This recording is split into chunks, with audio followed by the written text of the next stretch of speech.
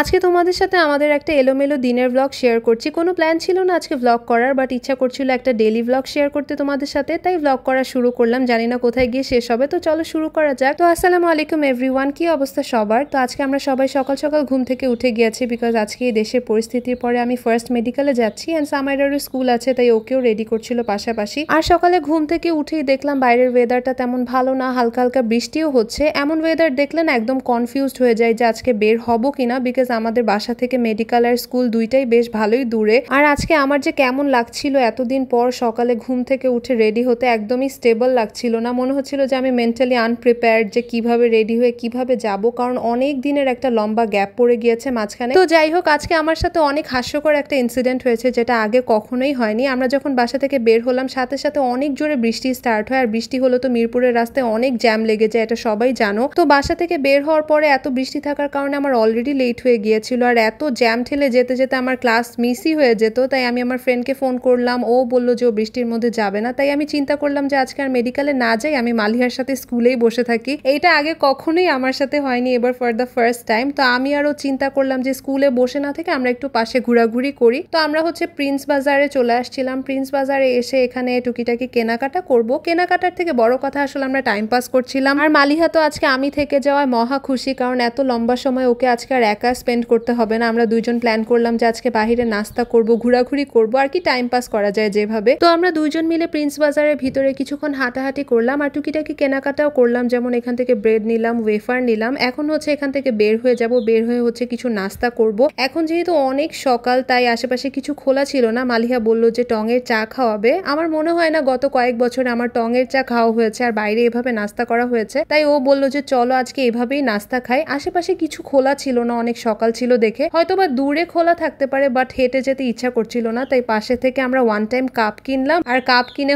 আমরা টঙের দোকান থেকে চা নিলাম। এই টঙের চা গুলা এত মজা হয় খেতে। তোমরা যদি রিসেন্টের মধ্যে টঙের চা খেয়ে থাকো তাহলে অবশ্যই কমেন্টে জানাবে, আর কার কাছে কেমন লাগে সেইটাও বলবে। তো আমরা চা আর নাস্তা নিয়ে স্কুলের ভিতরে চলে আসলাম, কারণ বাইরে বৃষ্টিও হচ্ছিল আর বসার মতো কোনো স্কোপও ছিল না। তাই চিন্তা করলাম এখানে এসেই বসে বসে নাস্তা করি। আজকে মনে হচ্ছিল আমাদের দুই বোনের কাছে অফুরন্ত ফ্রি টাইম, কারণ হাতে কোনো কাজ নিয়ে বের হইনি, কোনো তাড়া ছিল না। তাই আস্তে আস্তে আমরা নাস্তা করলাম, অনেক অনেক কথা বললাম। আমরা দুইজন যখন একসাথে বসি না, আমরা যে কি কথা বলি আমরা নিজেরাও জানি না, এন্ড কখন যে সময় পার হয়ে যায় একদম বলতেই পারি না। তো এখানে সামনে হালকা হালকা বৃষ্টি হচ্ছিল, আর আমরা গরম গরম চা দিয়ে গরম গরম সিঙ্গারা খাচ্ছিলাম। কি যে মজা লাগছিল সিঙ্গারাটা একদম গরম গরম খেতে। তো আমরা দুই বোন এখানে আস্তে আস্তে নাস্তা করছিলাম আর গল্প করছিলাম, কারণ আমাদের হাতে আজকে অনেক সময় ছিল। সামারের স্কুলের টাইমটা অনেক বেশি, বাট আসলে সময়টা যে এত তাড়াতাড়ি চলে গিয়েছিল আমরা বুঝতেই পারিনি। আর একটা মজার বিষয় হচ্ছে কি, সামের আজকে জানেই না আমি যে ওর স্কুলের নিচেই বসে আছি। তো আমরা এখানে বসে প্ল্যানও করে ফেললাম যে ওর নিচে নামলে ওকে সারপ্রাইজ দিব। তো এখন সামের ছুটির টাইম হয়ে গিয়েছিল, তাই আমি তাড়াতাড়ি করে আমার ব্যাগটা নিয়ে মেইন গেটের বাইরে চলে গেলাম। মালিহা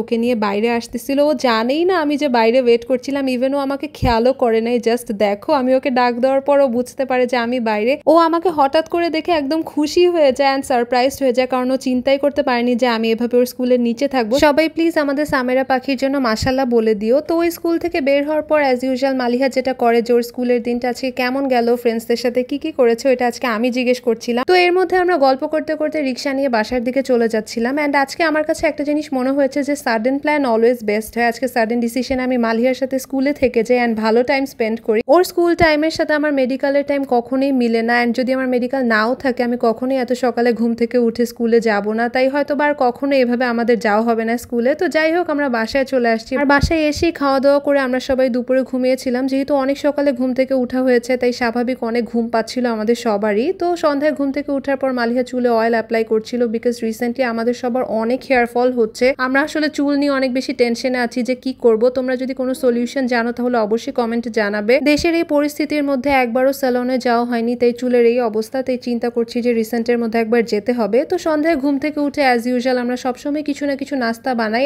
আজকে মালিহা একটা রেসিপি দেখেছে চিয়া পুডিং এর, তো বললো ওইটা বানিয়ে খাওয়াবে। তো তার জন্য ফার্স্টই অনেক বেশি করে চিয়া সিড নিয়ে নিয়েছে। এখন কোল্ড কফি বানাবে। এই কোল্ড কফিটা বানানোর জন্য 2 কাপ মিল্ক নিয়ে নিয়েছে। এটার মধ্যে 3 চামচ কফি দিয়ে দিলাম। এখন একটু ব্লেন্ড করে নিব চিনি দিয়ে। ব্লেন্ড করে নেওয়ার পর এখন আমরা চিয়া পুডিংটা বানাবো। তোমরা রেসিপিটা দেখে বাসায় ট্রাই করে দেখতে পারো। এটা কিন্তু অনেক বেশি হেলদি আর খেতে অনেক মজা। বাই দ্য ওয়ে, আজকে কিন্তু তোমাদের সাথে চিয়া পুডিং এর ফুল রেসিপিটা শেয়ার করতে পারছি না, কারণ ফার্স্টে আমরা বুঝতে পারিনি যে কোল্ড কফির মধ্যে চিয়া সিডটাকে দেওয়ার পরে ওভারনাইট রেখে দিতে হবে।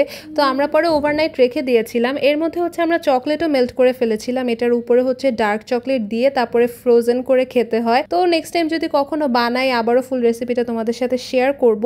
পরে সকালবেলা বের করে না আমরা খেয়ে ফেলেছি, আর মনে ছিল না যে একটু রেকর্ড করি। আসলে সব কিছু না সবসময় রেকর্ড করতে ইচ্ছাও করে না, আবার মনেও থাকে না। যেমন এই চিয়া পুডিংটা খেতে এত বেশি মজা হয়েছিল যে আমরা সবাই মিলে শেয়ার করে খেয়ে ফেলেছিলাম, রেকর্ড করার কথা মনেই ছিল না। তোমরা যদি চাও এভাবে বানিয়ে এটার মধ্যে যে কোনো ফ্রুটস অ্যাড করতে পারো, তাহলে খেতে আরও বেশি মজা লাগে। এটা কিন্তু খুবই হেলদি একটা রেসিপি, যারা ডায়েট করছো তারাও কিন্তু এটা ট্রাই করে দেখতে পারো। তো আজকের ভ্লগের একদমই শেষ পর্যায়ে চলে এসেছি। যদি আমাদের ডেইলি ভ্লগ দেখতে তোমাদের কাছে ভালো লাগে তাহলে কিন্তু অবশ্যই কমেন্টে জানাবে।